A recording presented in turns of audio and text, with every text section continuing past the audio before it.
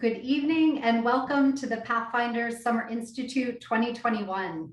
My name is Kate Maloney and I'm the Executive Director of the Infosys Foundation USA. I'm proud to say that this is our fourth Pathfinder Summer Institute and our sixth overall since we started the program in 2018. We are thrilled that so many of you have chosen to be with us for this week. We know it will be a dynamic and inspiring week of learning and networking with your fellow K-12 educators who are equally committed to computer science and making.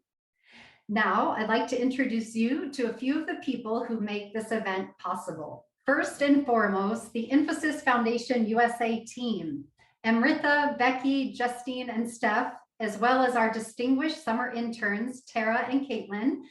You will see our faces popping into your virtual classrooms during the week, as well as going in to meet with you in the Teachers Lounge, and throughout the week, joining you for the evening programming, which is going to take place at 6 p.m. Eastern each night.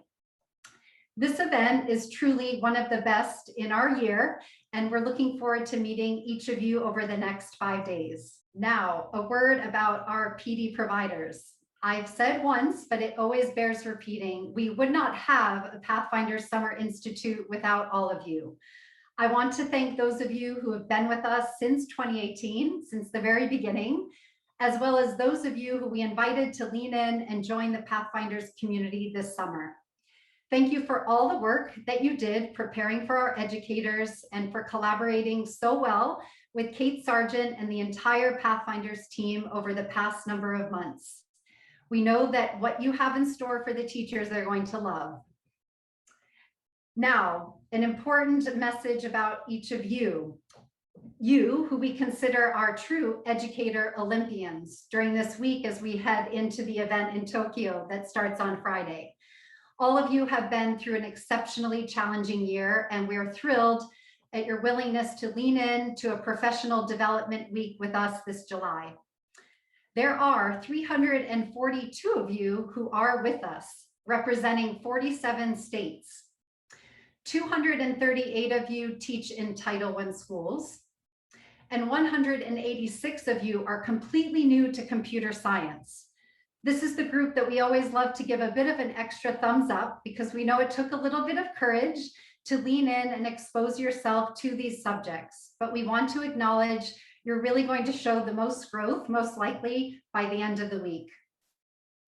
We have 158 of you who are non-computer science teachers. So likelihood is you're teaching at the K-5 level. And I just want to say this year, the foundation is really trying to put our energy behind investing in you. We think it's so important, as do many, that investing in young minds is so important on this computer science and maker journey. So we're thrilled to have all of you with us.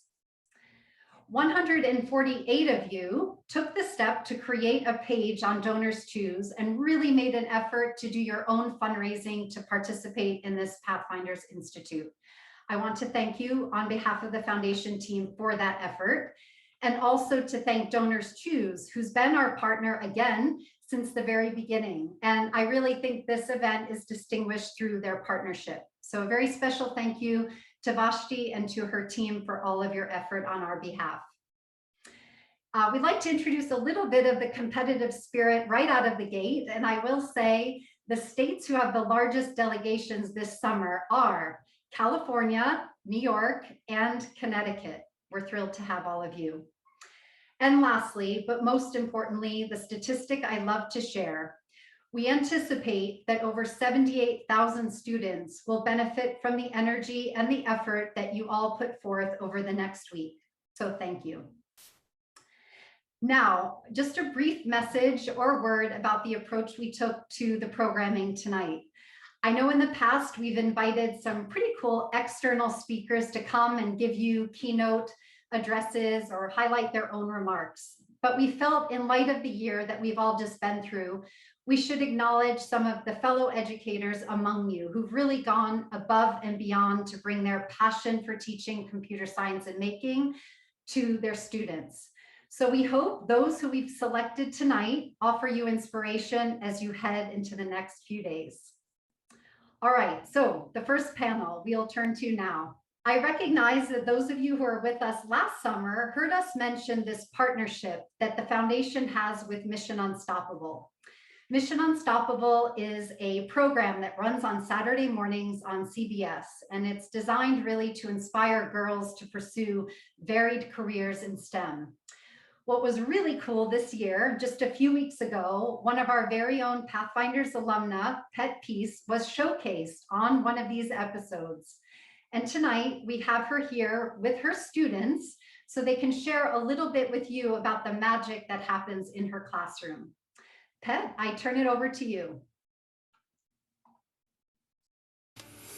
Today, Pet is going to show us what it takes to coach a robotics team and how she makes teaching science, technology, engineering, and math fun.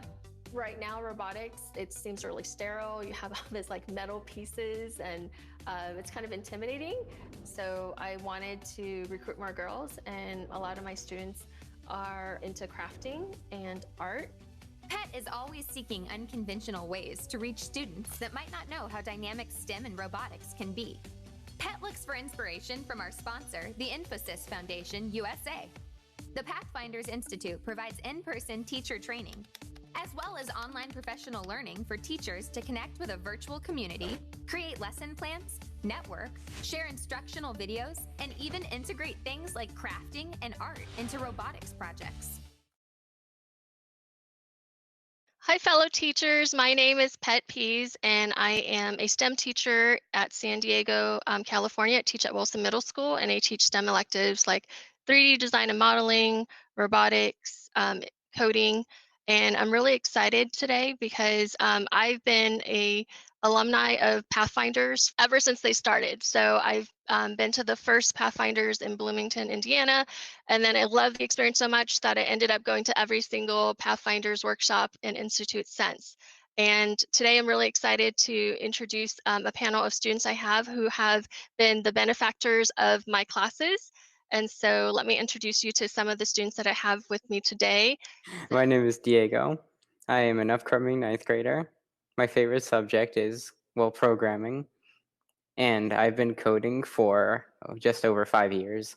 And one cool thing that we have here is our bot game table that we've been using for the past 3 competitions and the upcoming competition called GSER. Hi, my name is Tina, and I'm an upcoming 8th grader. My favorite subject is robotics and history.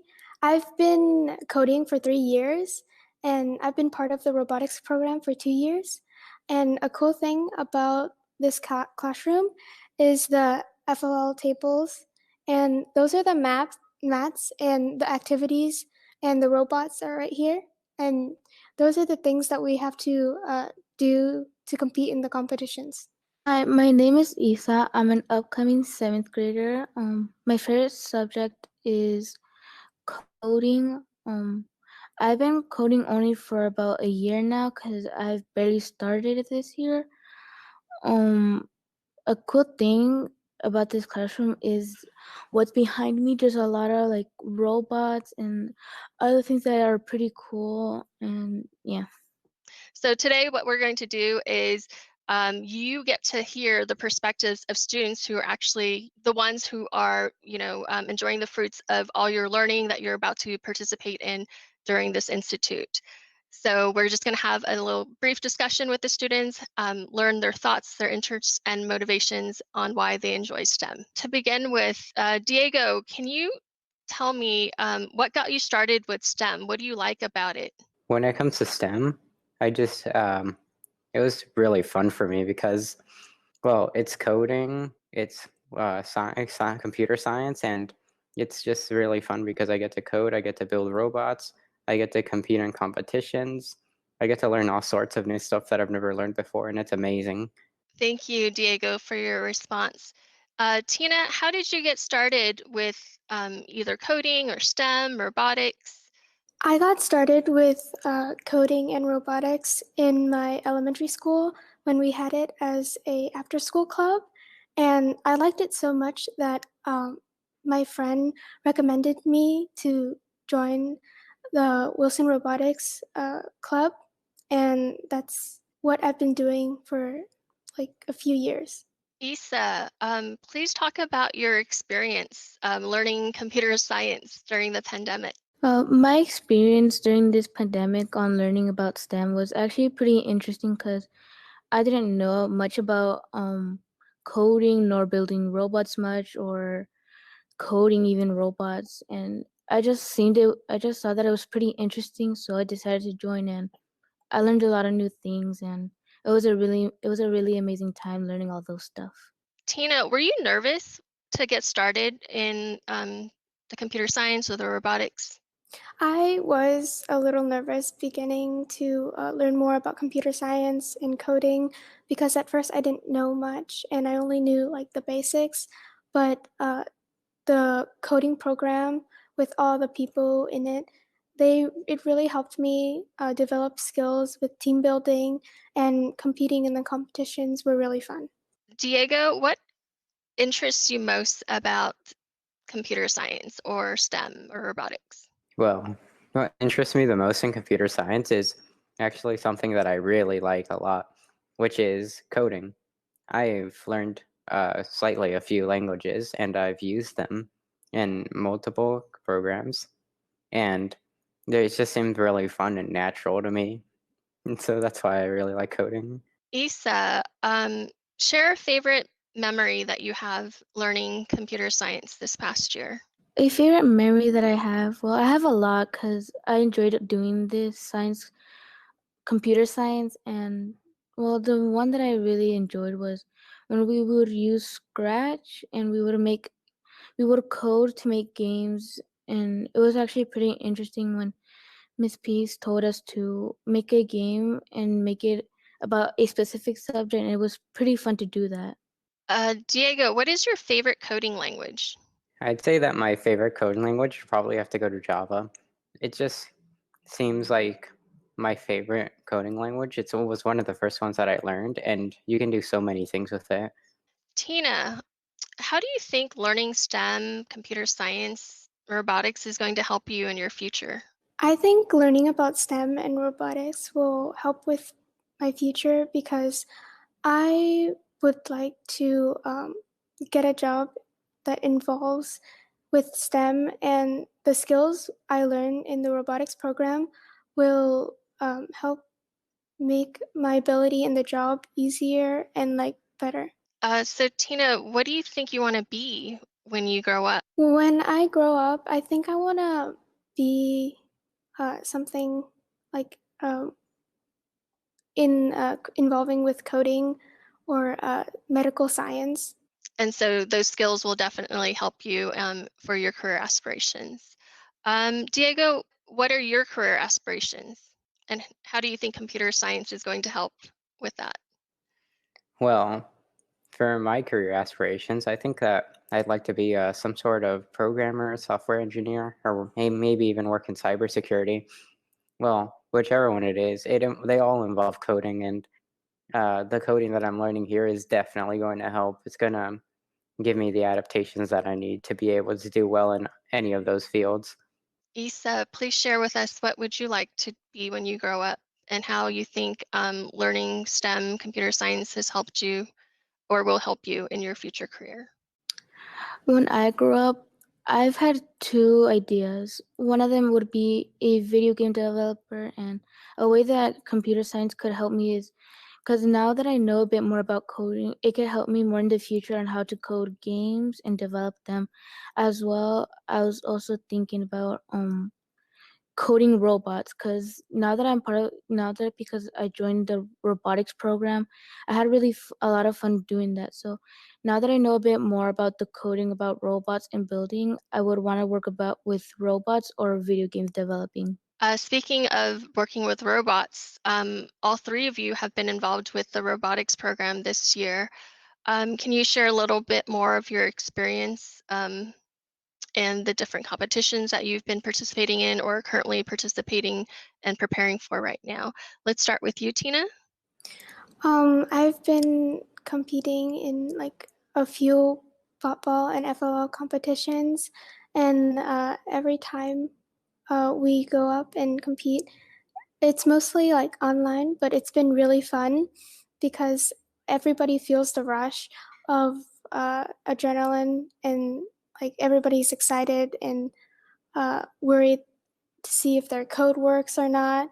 And then they're like anything can happen during competition, and we just need to learn how to adapt and work with our programs. Can you tell more about like how you're adapting and what does it mean to compete virtually? Because you said that your competitions are online this year. For example, when our robot is not working and there's an issue or an issue with the code, we have to quickly fix it while like other teams are running. And during the online competitions, we would have we would set up a camera for the Zoom, and then we would like go around and make sure the board is set up right, and then make sure our robots are running, and then we'll have like checklists with things that we need to make sure the robots are ready, and then we would run them. Diego, can you talk about some challenges that you had this year with the competitions or learning in general during the pandemic?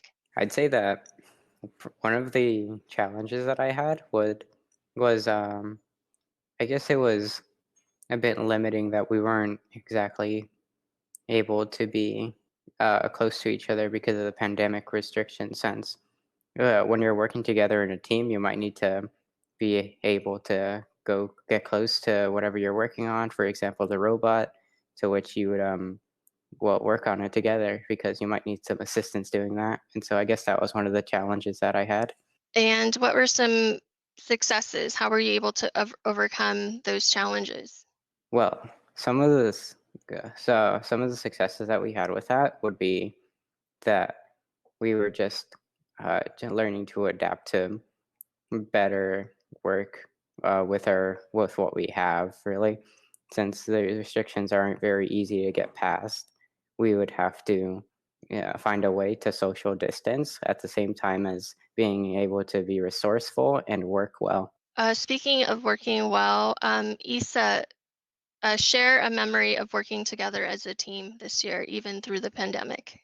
A memory that I have about on working as a team would be a while ago when we were getting ready for a competition. It was mine and my team's first ever competition that we would be joining, and we were really nervous about it. It was fun, but we were nervous about it because we were struggling a bit with the coding, and sometimes our team members wouldn't be able to come, but some of them would be. So with the teammates that we had, we were able to do the coding, and after the competition, we found out that me and my team got third place, and that was really surprising for us because it was our first time of us doing a competition. Uh, Thank you for sharing. I know part of the reason why I've been going to these teacher trainings is because in my classes, I had very low participation in my classes with girls. And so I went to these courses to learn more strategies, to learn about different projects to bring back into my classes. Um, and I've been really successful increasing the number of girls in my classroom. Why do you think it's important to have more girls involved in STEM? I think it's important to have more girls in STEM because not only men can do a specific thing, also women can do like coding and other things. So if we bring more girls into coding, the coding that they learn can actually change the world in some way. So if more girls learn how to do coding in the future, they could change things that other people might not be able to change.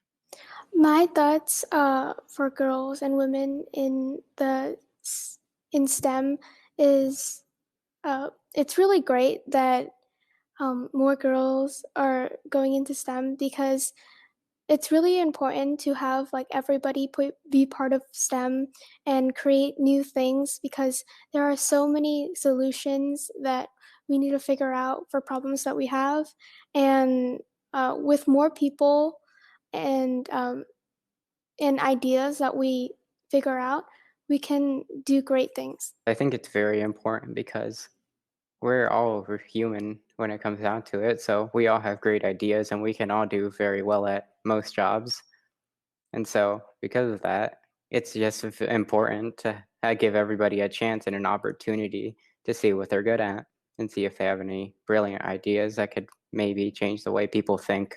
I love it. And I love that you're an ally for females. What is your advice to students who are nervous to pursue computer science or robotics? Advice that I could give to other students if they're nervous to do computer science or robotics is that to never give up on what you want to do, because you can learn a lot doing computer science and robotics. Just like I did when I first started, I learned a lot of new things like about coding, how to build robots, because it was my first time doing all of that. And I was really nervous, but if you want to pursue that dream of doing computer science and robotics, I know that you could do it.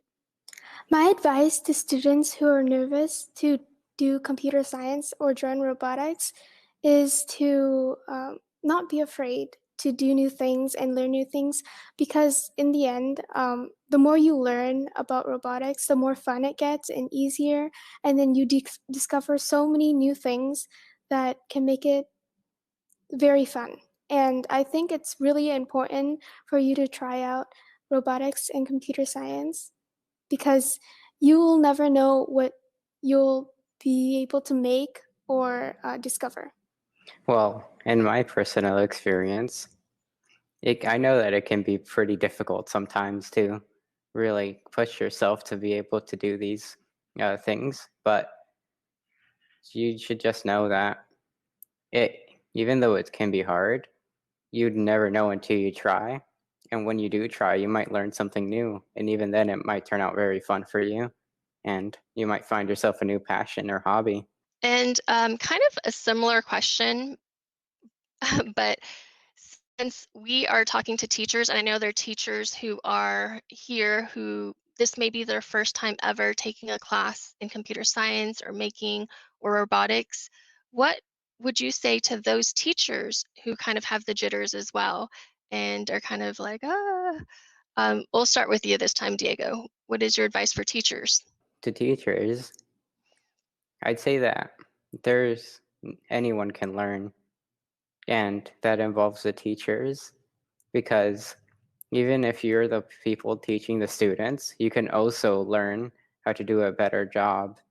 And well, if you do well at learning, then you'll be able to teach your students well as well. So there's no punishment for failing to learn properly, as everyone learns at their own pace. And there you go. You might be able to learn it pretty fast. My advice to teachers who are nervous to begin working with computer science and STEM is like they shouldn't be nervous, because the more they learn about things and subjects and topics, the more they can help benefit students in trying out new things, and like for them to set an example for them, and that helps students out and teachers too. I think my advice for teachers is that you shouldn't give up on learning the computer science or robotics, because if you try, you might be able to teach other students how to do those stuff. But if you give up, other students might not learn those stuff. So there you have it, teachers, out of the mouth of babes. I mean, they're absolutely right. Dive right in, be embracing failure, and just pick yourself up and continue pursuing your learning about computer science, making, and robotics. Because just like you see here, these are the students whose lives you're changing and that you're impacting. And I'm so grateful that you're here today with us to hear the perspectives of these students who are actually doing the physical computer science learning, making in my classes. Thank you very much.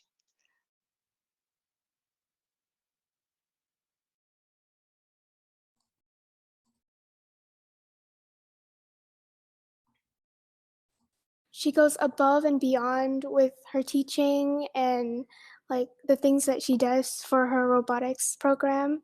For example, like when we have our competitions, like she'll go to the classroom overtime, and we would spend time working on the robots, and then she would have hours after her teaching, and then we would come in and then work on our robots. And we really appreciate the time that Mrs. Pease puts into her teaching for us. Well, she's very supportive and generous. So if you make a mistake, she's not exactly harsh or anything, since this is a school, everything is a learning experience. So if we make a mistake, she'll help us work through that mistake and help us learn from it. When she's teaching us something during coding, she makes it fun for us so we could like coding more. So she just makes it really fun for us so we don't give up or that we're not bored when we do coding. Pet, thank you so much for moderating that great discussion with your students. I think our whole team loved the outtakes at the end, where we got to hear what they really thought of their teacher. And I think their best reflections came at that time. So to build on the show of which you are a part, it is clear that you are unstoppable. Thank you again. All right, we are going to transition to our next panel discussion.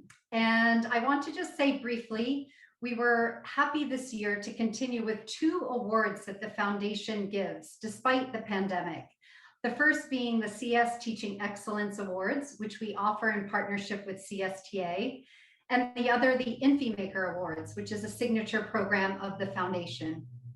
Both of these awards are designed to recognize educators who are really going above and beyond to broaden the participation of students in computer science and making, particularly those who are coming from underrepresented communities.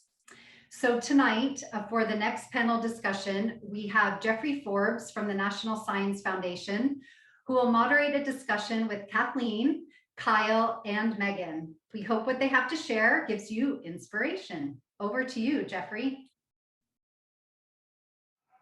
Thank you so much, Kate. I really appreciate the opportunity to be here and work with what is an incredible panel that we're going to have today. All of our panelists have been really successful in engaging students in computing and maker education. And I'm really excited to hear their stories and what fire they have that led them to inspire and mentor in their classrooms. I think we'll hear a lot today about what they did in the classroom, what they were able, how they were able to achieve, even in the tumultuous year that we've had, and what they're planning to do going forward and what lessons they may have to share. I'm just going to jump right in and ask each of the panelists a bit about, what pulled you into computer science and maker education. So, Kathleen, I wanted to start with you. I grew up in Morris County, so I was really excited to hear your story. And I'm really curious, how have you been able to manage all of your courses? Parsippany's started with 1 course with 10 students. Now you have 7 computer science courses. What is your fire? What have you done to engage so many students in computer science? Basically, my philosophy is that the real world is very important. The real world of college, the real world of jobs, and computer science ties in so nicely with that. When I see the different concepts that are taught in all the different courses that I teach, I see that there are things for everyone. There are hardware courses, there are software courses, there are umbrella courses like CSP. And I feel that this gives the students an opportunity to learn computational thinking. And that's going to tie in with everything they have. So in my opinion, every student should be taking a computer science course in their high school years to prepare them for college, as well as whatever career they decide to go into. Thanks, Kathy. So, Kyle, how about you? You started teaching as a candidate at 18 years old, and you've already been in computer science and web development education for over 5 years. What is your fire? What drives you to reach all of your students? It's a combination of remembering where I was in the place of the students. I grew up in New York City, just like many of my kids have come up as well. And I'm also a first generation American. My parents are not from this country. So I relate to my kids very deeply, and I found a lot of success through technology education, going to a career in technical education high school and receiving the same education that I try to give my students now. And I try to impart on all of the kids that come through my classroom that this is a great way to move up on the ladder, to bring success for you and your family. And that's just the impact that I think that I have on these kids really drives me every day to keep doing what I do. So moving out of the tri-state area and down to Florida, we have our Infy Maker Awards 2021 winner, Megan. So tell me, how have you been so successful telling stories to inspire students to innovate and use technology? I think it started, obviously several years ago, and I wanted to make sure that students in my school and my classroom were prepared for post-secondary success in either a trade school or in a university. So I started to incorporate as much maker education, STEM lab activities, higher tech activities into my science classroom and into an after-school program. But this year it was in particular an indoor hydroponic garden that we started that really kind of unified a lot of teachers in my school together to work together to incorporate more maker education. I think kids intuitively like to grow things. And so now our plan is to automate these gardens and work on them across multiple disciplines.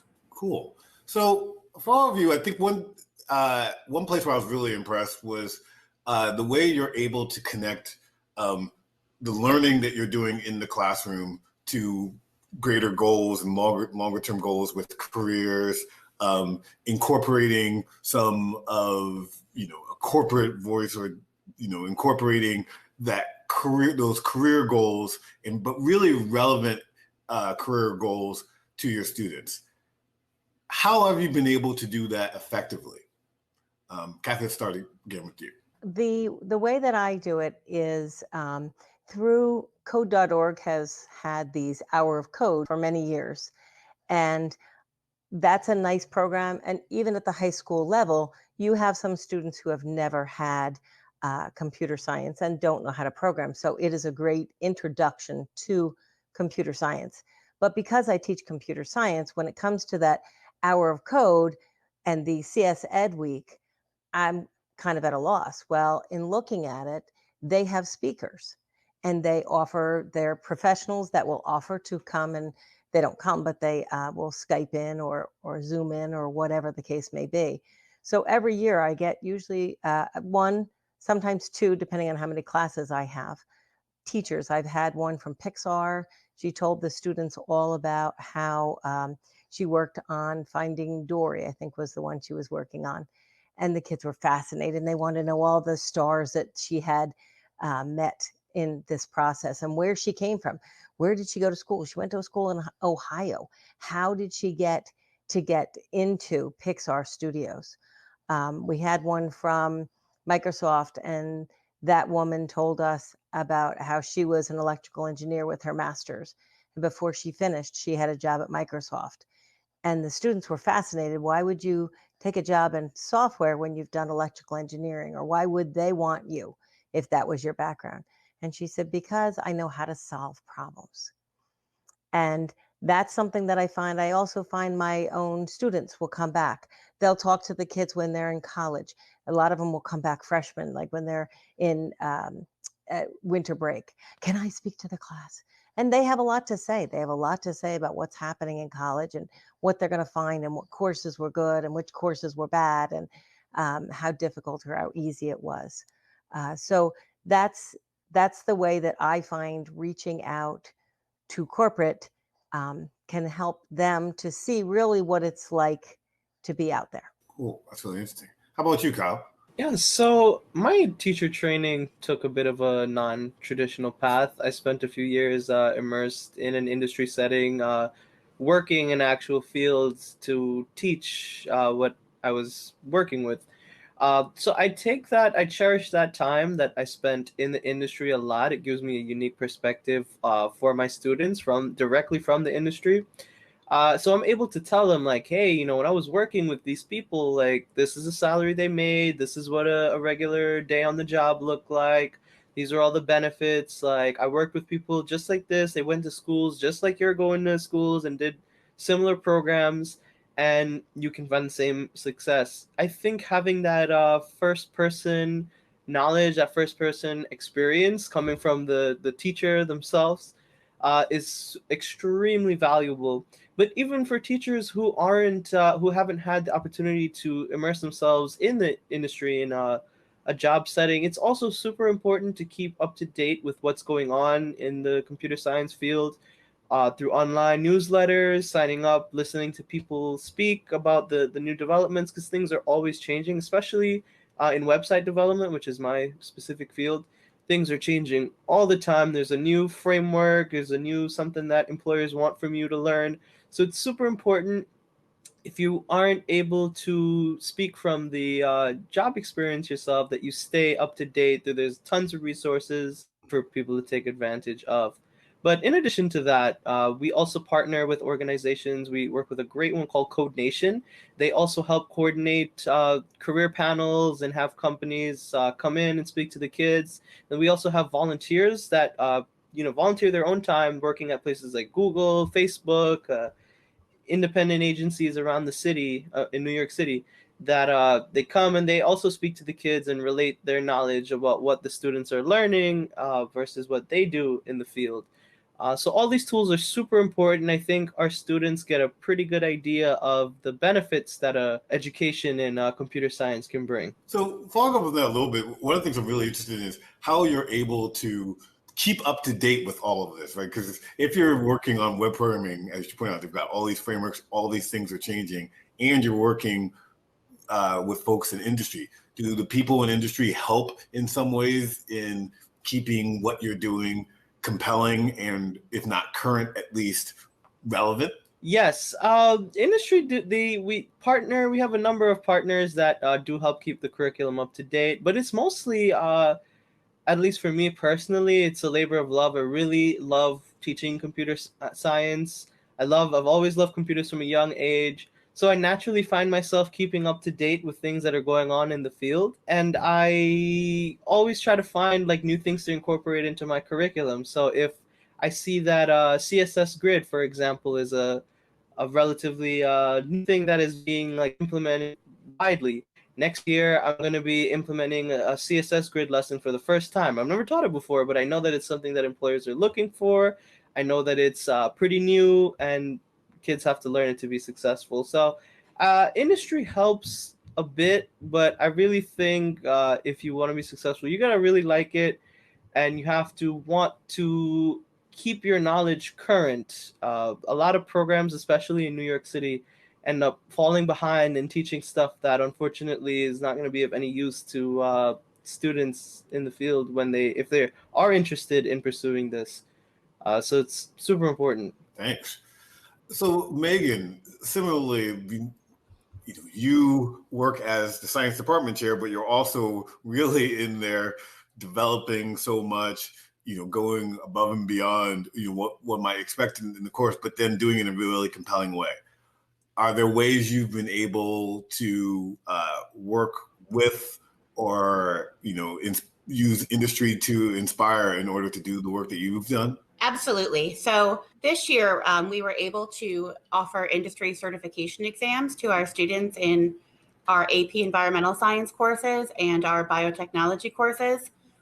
So we had over 100 students enrolled in our science classes, also earned these career and technical education certificates. And we worked hand in hand with some of the career programs in our school. So in our biotechnology class, students learn how to use a thermocycler. They learn how to run DNA samples. In our environmental science class, the kids were building hydroponic systems, monitoring the growth of the plants. And next year, we'll be expanding that to work with our veterinary academy, our culinary academy, our IT academy, and our finance academy. We also learned about different career opportunities within these different fields. So in biotechnology, you have research scientists, you have the people who calibrate the equipment, you have people who work on the stats and coding and working with the analysis of DNA, people who run the microarrays of DNA on computer programs. And so we were able to explore a lot of different career paths for them. And we also had a lot of guest speakers come into our classroom. So this has been a pretty interesting year for all of us in so many ways, so many challenges. How would you describe your COVID year? If you have an adjective to describe that COVID year, and how has that inspired you or changed at all what you're going to do going forward? I think that it was a technical opportunity. I'm sorry, that's not one word, it's two words. But we learned so many different tools this year because we had to, and everyone had to learn them. And I think that when we walk away from this year, while we will not use all of them all the time, there will be definitely some carryover from this year, some of these tools. And I think it was good that the students saw those tools, because just like you have Zoom and you have a couple other different platforms that you can use to have meetings, you don't know what's going to be expected of you when you get into college or into your career. So it's nice that they have had the opportunities to use these tools, to try these tools. Students would suggest tools to me that other teachers had used and they found useful. I think it was a really a big testament to teachers how we were able to adjust to this. And it didn't matter how technologically phobic you were. Everybody kind of joined in and did that. So I think that that's one of the biggest things I'm going to carry with me is a different tool set than I had before. It's very difficult for me to find a one-word adjective to describe the year that we've just been through. As you may or may not know, New York City was the early epicenter of the pandemic, and we were transitioned. School was closed. I think it was like a Friday, and we were given like 3 days to train to transform everything online. And then it was like, there you go. Welcome to remote world. I do think that I will take away a lot from this year, the new tools that we've learned. For example, this one example always sticks out to me. We were able to host a career panel with a industry partner, and they got engineers to join in from all across the country on Zoom. So we had one engineer in San Francisco, another engineer in Chicago, another one all over the country. There was like a bunch of them. And they were able to all join in and meet with our class at 9 o'clock in the morning, which is super early for some people on the West Coast. And they were all able to join in and share their experiences. And by the end of that panel, the students were like, wow, this is so cool, mister. Like, my mind is blown. So I think that'll be great. And there are other tools, other examples I can think of going next year that will definitely benefit everybody. But for the most part, I'm just really looking forward to having the kids back in person. Megan, how about you? I imagine that a COVID year put some pretty special constraints on maker education. Yeah, that it did. I think that overcoming challenges is kind of the two words I would pick for this school year. I work at a Title I school where about 85 to 90% of our students are on free and reduced lunch every year. So our biggest hurdle was making sure that students had access to technology. That many of them didn't have computers really until about January or February. There was a lot of computers were on back order. It took a long time to get them. And so I think that one unexpected positive from this year was that I think that COVID really shone a spotlight on the inequalities that exist in more urban schools like mine when the kids don't have access to the same resources. But to counteract that, we sent home lab kits and lab materials, and we did lower tech activities so kids could log on with their phone and they can still, build, create, problem solve along with us. A few other things I think that we could take with us is we transitioned to like after school virtual tutoring and virtual clubs for kids.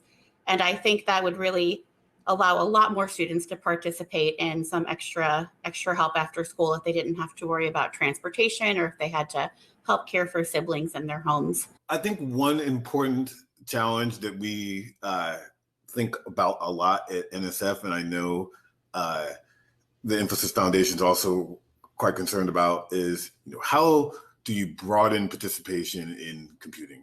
Particularly trying to think about how you're able to engage students from groups that are traditionally underrepresented in computing. And that's a broad set of the population, and it's really important both for those participants and for the field and our society as a whole. What are the things that you've done that you think have really helped in that area? Because that's something that really ties all of you, something that you've all done. So, I'd love to hear from you about that. My supervisor and I applied for and received a grant from CS for All, and we went down to Texas and with 2 other teachers from the middle school. We were able to work with them to talk about the underrepresented and how we can involve them in computer science. It was very eye-opening. It was very inspirational. Then we hit the pandemic. So it wasn't quite implemented the way we wanted to. But in the past, what I've done is when we come up to course selections, I will go and speak to some of the cultural clubs in our district. One of them is the African American Cultural Club. And I'll talk to them. I show them statistics. We have our CSTA, our local CSTA is great at giving us all the different statistics about, the different groups and what they are, how many of them are taking it and how many jobs are out there and how much money you can make. So I present all these to them. I've also looked into in my own classroom who I have in my classroom and how I can help them. At one point in time, I taught an intro class, which was in C, which is not the easiest language to learn. And then we did apps on top of it. Well, to start the class, I had 2 students who were autistic. And by changing the program, not giving them the curriculum that I was teaching, giving them another curriculum that they could kind of work on their own, they were able to do computer science. And they made it through. So by making adjustments, I think definitely, with the special education group, there are ways that they can learn it, and they are going to have to address technology in whatever job or career they choose. So those are the ways that I'm trying to reach out to different groups to bring them in, to show women that, women's another group that, that there are opportunities out there and they can do this. So by trying to reach out to all the different groups, I think that's the way I handle it. So Kyle, how about you? You've done so much to work on equity and access in your classrooms. How have you been so successful, or what do you think your successes have been? Sure. From the top, our school is also a Title I school. Our school is in a very unique neighborhood. A lot of low-income families, a lot of Spanish-speaking families. You name it. Our school population is extremely diverse. I put this in my application, but our school is, as a whole, an underrepresented community. So all the way from the top, I think to engage these different communities, it's extremely important to have high quality CTE programs like ours, in the schools that are in these neighborhoods, to recruit kids, to show them the benefits of an education. I think it's also super important that teachers and the school staff represent the demographics of the student population. And I think even if you aren't able to have staff that represent the student population, encourage your students that, yeah, you can go into the industry. Or if you master this and you want to give back, you can follow the path like I did and end up teaching this. I think these 2 things have helped us impart a computer science education on a great number of kids. And I can tell you firsthand that a lot of kids who have come from our school go on to study computer science or go on to work straight in the industry. Some skip college and they're like, I just want to go and do the thing right away. And it's really an incredible thing to see. And it attests our CTE programs and our school staff really for engaging these kids. One thing I think that's really interesting that you've done is in the work itself, right? You've thought about accessibility, right? So if you're going to design web applications, how do you make them accessible? I mean, just curious, how and why do you do that? So these things, addressing like web accessibility and making sure that your curriculum is open up to everybody, these are things that are, especially web accessibility, it's a huge topic that's coming up now for companies. They're looking for people who are specialized in accessibility to implement these systems into their applications and websites and such. But beyond what the industry is looking for, I think when some students might not have the ability to see this right off the bat, but I think when students experience that this curriculum and what they're learning is inclusive and it benefits other people, the work that they'll be doing, I think it motivates them more to try to strive for a career in this field. So I think it's hard to tie down the exact science behind it. I feel like 50% of it is intentional effort, and then 50% of it is just like it happens. Yeah. Megan, how about you? How have you been able to address equity in your courses? Well, for the past 2 years, I was an advocate with the Society for Science. So we were focused on increasing independent student research in underrepresented populations. So we had students present research at the University of Florida for the Junior Science and Humanities Symposium before COVID. And this year we had students participate in virtual science research competitions. I also am a really strong advocate. I think that every kid in a K through 12 school in this country should have access to a computer during the school day and should have access to a computer at home to make sure that they can keep up with their more affluent peers. And so until we get that, I think we have to, all of us, work together to keep ensuring that kids have equal access to technology. From the beginning of my teaching career, I realized that we didn't have the resources in our school to prepare kids for success in a post-secondary institution. And so I worked really hard at writing grants and outfitting a STEM lab. And this year, to make sure kids were still able to build at home, I checked out small robotics kits so kids could work with Arduinos and code with Scratch, and they were able to do it from home.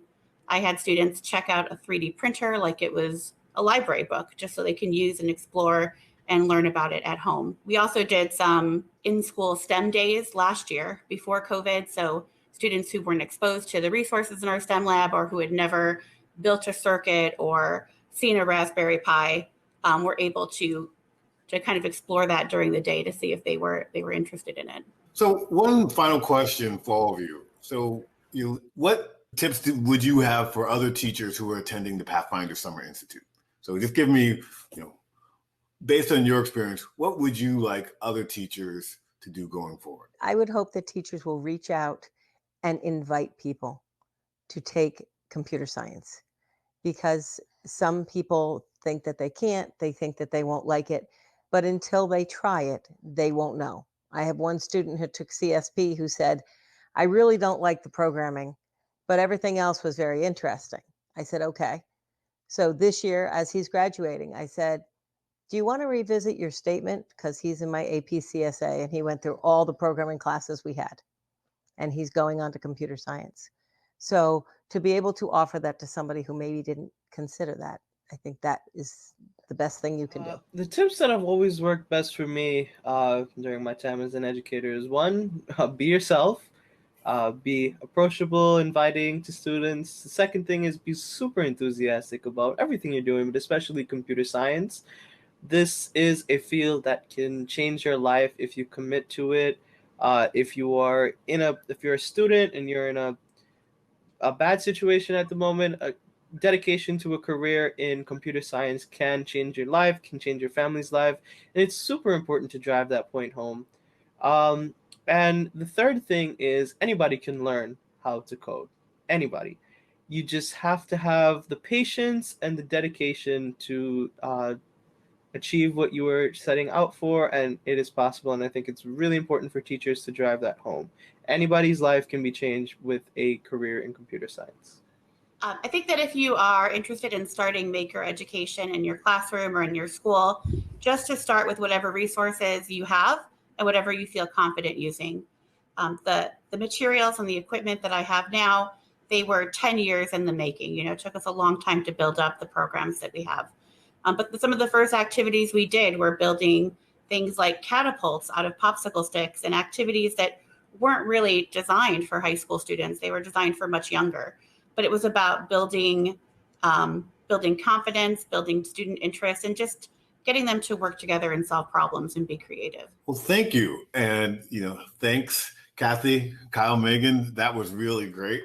I really appreciate you all taking the time for this. And I hope that everyone here at the at Pathfinders finds it as valuable as I did.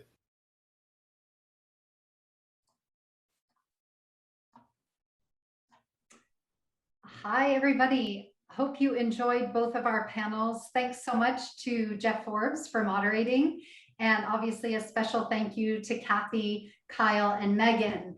What I neglected to mention prior to their panel discussion is that I was hopping back to have a live Q&A with both Kathy and Megan, who are here with us in person, truly, to answer some of the questions that those of you who've joined tonight may have for them. So I'm going to do my very best to pop over to the Q&A part of your platform and try to direct some of these questions to both Kathy and Megan. So I want to invite them both. I see Kathy on camera, and for Megan to hop on and welcome them both. Again, congratulations to both of you for your awards that you received this spring. And so I'm going to try to go through these. And I think there were a number of questions that popped up about what happens outside of the classroom in the clubs. And both of you were successful with that, but I think it takes beyond time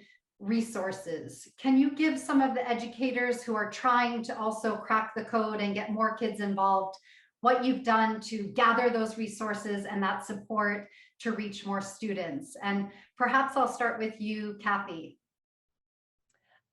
In our school, we have a first robotics team. And so we have one, we've had two, we're back down to kind of one. And off of that, I've spun a robotics club. And I can tell you I'm not the best at robotics. And I tell my supervisor I'm not the best at robotics. But what I am is I feel that's very important for these students to have an outlet, someplace they can go to for hardware and for robotics, because they're very interested in it. The parents have been great. I've looked at grants. My district is very supportive, at least emotionally, not financially, but emotionally. And it is a course that a club that we charge for. And the parents are willing to put a little bit of money. If they go outside of the school and do a private club, they have to spend a lot more money, or a private team. So we do that. And one of our students has started a hack club, and that's done with another teacher. But we try to see how we can intermingle them, how the kids can learn. They teach each other. They do summer things for one another. And those are the clubs we have in tech. Megan, to build on that, a number of questions are popping directly to you, particularly in communities that are under-resourced and working with underprivileged student populations. How have you been successful reaching them through Maker Ed after-school clubs? I think that in order to build success, I really had to make sure that the students were interested in coming. And so we have participated in some competitions. We did SECME, we've done student research competitions, things like the JSHS and eCyber Mission. But there are kids who want to come and just mess around with the Raspberry Pi and practice coding. And so we have to be flexible with our after-school program so there's enough buy-in. So we have one day that's more like scheduled programming usually, and one day that's kind of just a free-for-all maker space. One year we just did so many projects with lights because kids like things that light up. And so they made every kind of light boxes, cloud lamps, you name it. If it involved lights, we made it that year. So Well, both of you have been so successful in this. Kathy, there's a question to you in the adaptation that you've had for the autistic students. And I think you pivoted some of your curriculum to reach that population. Could you expand upon what you shared in the panel? Yes, as I said, I had these two students, and one of the young men I had in my geometry class. So I knew his abilities. I did not know his abilities in computer science because that is much more abstract. Although geometry can be a little more abstract than algebra. And he was very good when we did change of base. But as soon as we got into programming, he's a very, very nice young man, very respectful. I taught him it. I taught the class. I spoke to him and this other young man together. And then I said, now go over to your computer. And he just put his head down. He wouldn't even turn the computer on. So I contacted his father and I said, this is a problem. And I said, but let me try this. So I took them and literally moved them to the other side of the room. And I gave them Code HS. And Code HS is a self-driven program where they watch a little video, then they see the program, then they see the program and have to fix the program. Then they have to write a little bit of code. And it was enough that they could go on their own pace. The second young man with autism was not as able to do this as the first one. So he was a lot more, what do you want me to type in now? Which makes it very difficult. And I was speaking to some people today, this afternoon, about the students on the spectrum, and we really have no idea. You don't know what you're going to get when that person comes in. I did have a student who went through, I think, 2 or 3 courses and ended up at APCSA and got through 3/4 a year and just couldn't make it any further. But that, he was a high functioning autistic student. But I just think to look out, to look for different ways, something that they can do. What can they do? By possibly offering different courses like robotics, that might be something that they can do. We have Python, which goes through Code HS now, and they can, there's a better chance of them being successful there. Megan, are you working with neurodiverse students as well? Is there anything you want to add on to what Kathy shared? I think that maker education really does lend itself well to working with all types of students. So we worked briefly with a local university, trying to get more of our students with autism to stay after school and do STEM work. And so we built a small peer-to-peer mentoring program. A lot of the kids didn't know me that year, so I think it was really hard to get students with autism to go to a strange teacher's classroom and try something new. But the few kids we were able to work with, they built Sea Perch that year, the automated, the remote operated underwater vehicles. You make them out of PVC piping. And so we worked with the university for a little bit on that, and it was really successful. We've talked about the recruitment process that happens, right? You have it at a student level, trying to recruit student interest. Kathy, you've mentioned the importance of being an ambassador for computer science to pull in teachers. But I think the other leg of the stool are the parents, the environments in which the students are returning when they go home at night. Are there different ways that you're trying to pull in and encourage parent participation? And if so, we have some questions coming in about ways to do that or resources that you use to encourage families to engage. And Kathy, I'll start just with you. You're at the top of my screen. That's okay. Our supervisors go to the 8th graders. There's an 8th grade parent night where they come in and see our high school and what we have to offer. And at that point, our course offerings are given there and talked about. In my district, although it is a Title I, we have a very a population that is very interested in college, and we have a very high graduation rate that goes on to college. So I don't have to push the parents that much. Sometimes I have to tamper the parents because they think that their children are going to be doing some things that maybe their children would prefer to be writers and not be programmers. But so we introduce it there. I talk to my classes at back to school night.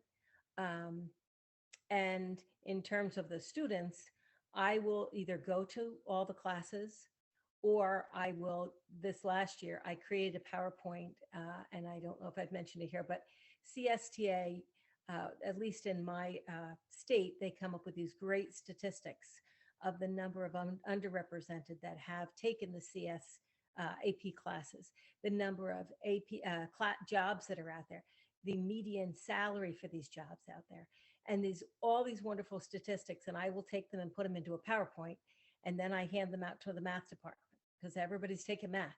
And I say, I need you to just present these. If you look over it, if you have any questions, ask me first, but present these. And then if you have any questions, tell them to come to see me. So I want to invite kids to come to computer science. And Megan, what is your secret sauce of getting families to buy in, especially with girls, right? Girls going home and being told they can and should feel included in this, in these subjects. What has been your success or tips to the educators who are posing the question? I think that it's important, first of all, to have student buy-in, because if students are excited about something, they'll go home and talk to their parents about it. So that's one of the most important ones. Every time we have a Title I parent night or a recruitment night at our school, in addition to like the regular teacher open house nights, we're there, our STEM club is there with some kind of project or like a 3D printer running, something to capture the notice of the parents. Sometimes we print like little toys to give away to like brothers and sisters when they're there. So I think that's important, just to be there to let parents know that we have this club. We make sure that we post pictures on our school's social media so parents who are following that can see it. And I think another key is to try to tie some added value into it. So now that we've been doing the after school program for several years, we're starting to have kids graduate, students who have gotten STEM scholarships, students who've traveled to a university for the weekend to present research, things like that. And that really gives an added value to the programming, and it really makes it kind of worth the while for the hassle of coming to pick your kid up or trying to find someone else to watch a brother or sister, trying to shift those schedules around. It gives it enhanced value. Fantastic. I know the questions are popping on the screen, and Becky, who's head of our foundation social media, has mentioned, I think both of you will have a chance to respond perhaps in writing to those we can't get to, or that might be a little more detailed. If I can close this part of the conversation, just finding out what course are you both taking this week and what you're looking forward to getting out of over this professional development experience. And maybe I'm going to go in reverse, Megan. I'll go to you first. I'm doing the coding for social good. I'm really excited. So I think it really ties in with a lot of our community-based problem inquiry-based inquiry learning. So I'm really excited. Okay, great. I think you're going to have people who want to meet you in that class. And Kathy, where should people find you? I'll be in the Quorum course. I'm interested to see how to make 3D games. I think that'll be very interesting, and it's very interesting that they have a slant or a look at physical disabilities, and that's who I was actually speaking today about, autistic students and what do they see with that, and they are in the same mind that each autistic student is very different. You have to take them where they are. Wonderful. Well, they are one of our new PD provider partners. So I'm glad that you'll be participating in that. And I thank you both again for making the time to be on the initial panel and for joining us live tonight. Wishing you both well throughout the week. And we will now transition to some of the nitty-gritty logistics and some tips so that you all benefit from the week. So thank you again. All right, so as we come to a close, I want to just take a quick moment to highlight make some key reminders and highlight logistics for the week. As you saw in your Know Before You Attend note, we do have a series of evening programming activities that will complement your learning during the day. So each night at 6 p.m. Eastern, all of the courses should please make your best attempt to conclude so that everyone can come to the auditorium. And on Monday night, we're going to welcome an organization called Breathe for Change, which was started by a Teach for America educator. and they have a whole program on meditation and yoga designed by teachers for teachers. And you look to your right here is a bit of a snapshot of the teacher lounge. You'll see in the middle Becky, who is part of the foundation team. And if you click on Becky, you'll also find some tips for you to use in the classroom with your students. On Tuesday night, we're going to have that competitive spirit come to life. We are having an external provider take us through a Are You Smarter Than a Fifth Grader? So we'll all be put into teams. And again, they're usually awards when it comes to Pathfinders. So do join us for that. Wednesday night, we will welcome the head of CS for All, who will lead us through a social justice and computer science workshop.